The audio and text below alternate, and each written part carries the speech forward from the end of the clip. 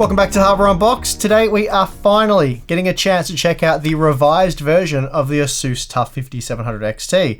But before that, today's video sponsor is Be Quiet and their brand new PureBase 500DX case. This is their first ever case to focus on high airflow, as well as their first ever product to include ARGB LEDs. But as always with Be Quiet, the emphasis is on function rather than form.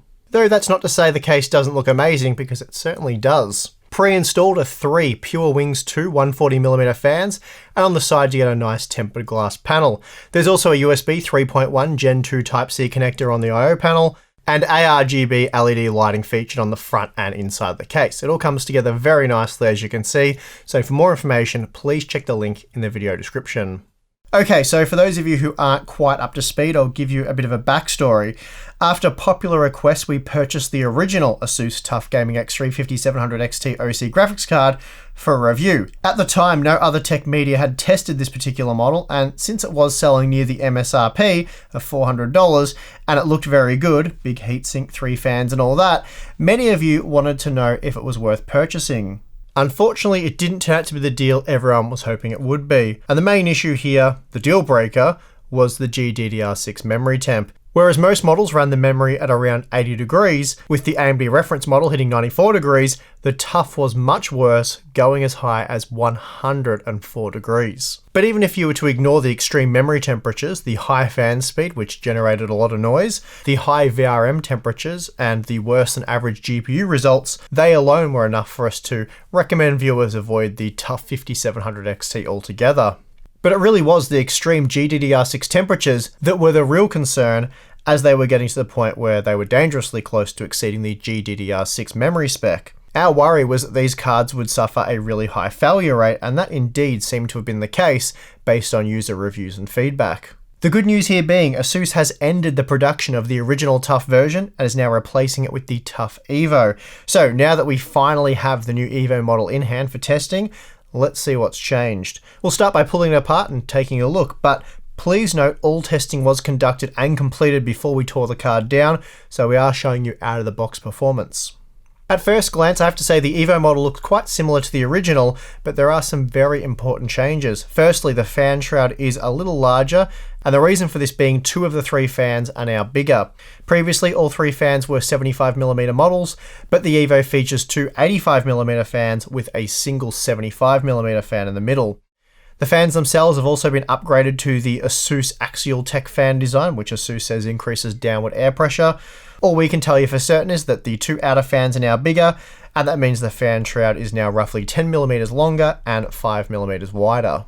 Moving over to the backplate, we find a few changes here as well, though the actual backplate itself is still the same. ASUS has made a few upgrades here though by adding some thermal pads that connect the plate to the PCB behind the GDDR6 memory chips. So rather than act as a heat trap, the backplate now acts as a heat spreader, which is far more useful.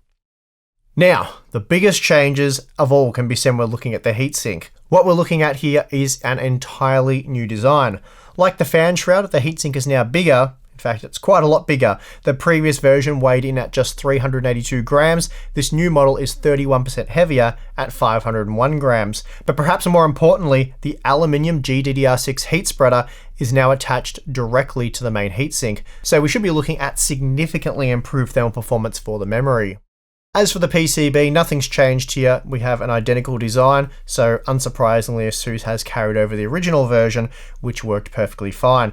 And it also means that the new Evo cooler could be installed on original TUF models, should ASUS choose to go down that path.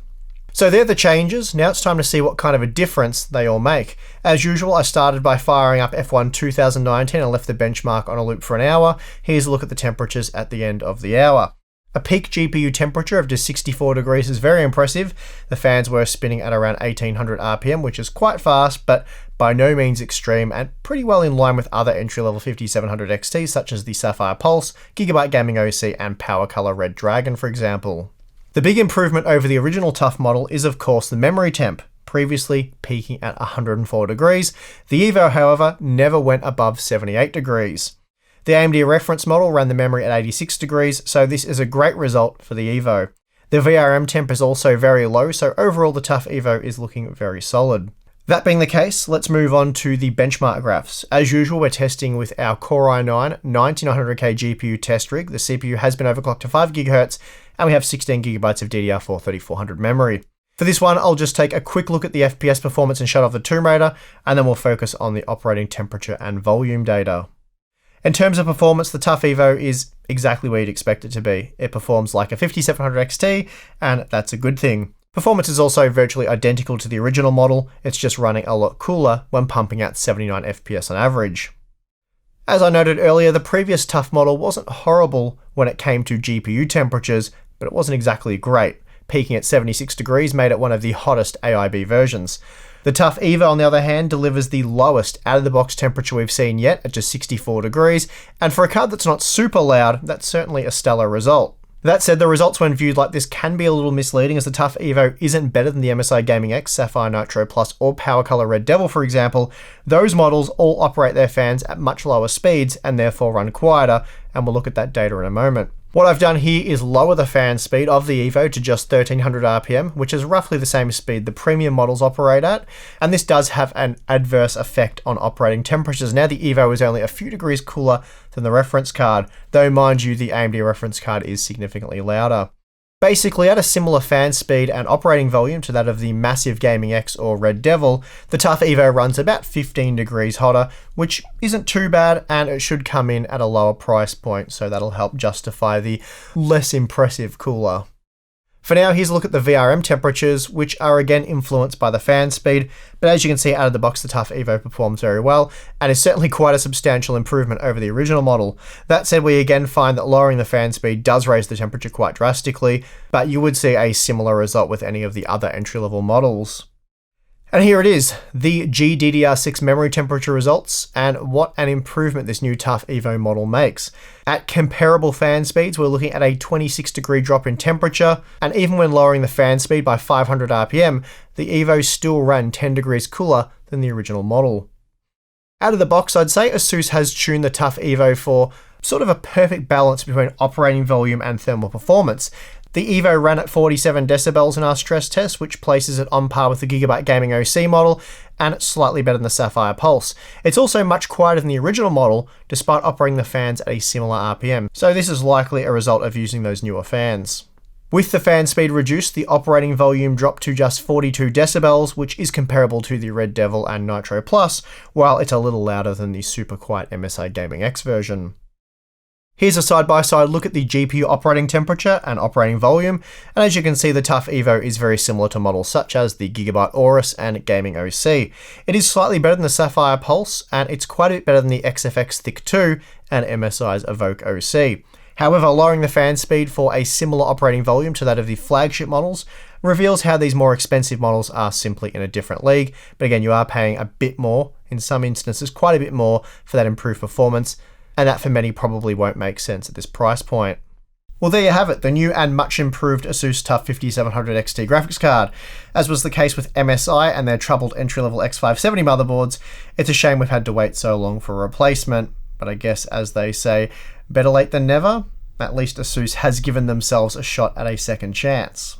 As for the all-important price, ASUS says they're targeting $420 US, which seems reasonable, though that will see it come in $10 over the already well-established Gaming OC model from Gigabyte. So I am hoping they can come in a little bit under this suggested price, $410, maybe $400 if we're lucky.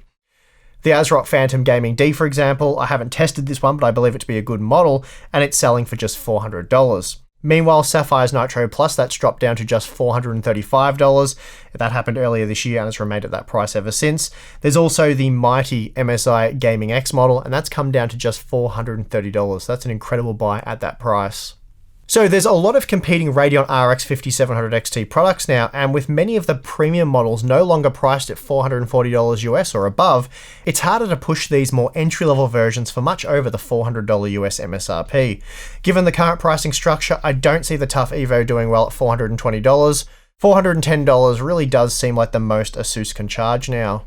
And if ASUS can get the price down to $410, it'll be a solid offering, and it'll go head-to-head really nicely with Gigabyte's Gaming OC. But at $420, I'd be inclined to spend a little bit extra and secure the Sapphire Nitro Plus or the Gigabyte Gaming X. At the end of the day though, it's great to see ASUS go back and properly redesign the TUF 5700 XT and of course end production of the original model. Ideally, we'd like to see them go that extra mile and follow XFX's lead, and by that I mean offer those who purchased the original model the upgraded cooler. And this is certainly something they could do given both versions feature the same PCB. It's also probably worth noting that the new 5600 XT TUF Evo also uses the same cooler. Overall though, a very solid card, and at the right price, the TUF Evo is certainly worth buying. And that is going to do it for this one. If you enjoyed this video, do the YouTube stuff, like, subscribe, all that. Also, just quickly, for those of you who are interested in the meme merch, we have Harbor Boxed and Hammer On Box. They are available for one more day. So if you've been wanting to get one of those hoodies or t-shirts with either design, then yep, now is the time to do that because you have one day, as I said. And the cool thing about these is this one is direct to garment printed, but the one you'll be purchasing will be screen printed because we got so many orders and we're able to screen print them. So they'll be much more vivid and look a lot better than this sample. So that's pretty cool. Also, we have Patreon. So if you want to get access to our exclusive Discord chat, monthly live streams, Q&A videos, and all that kind of stuff, then check the link out in the video description. Other than that though, thank you very much for watching. I'm your host Steve, and I'll see you again next time.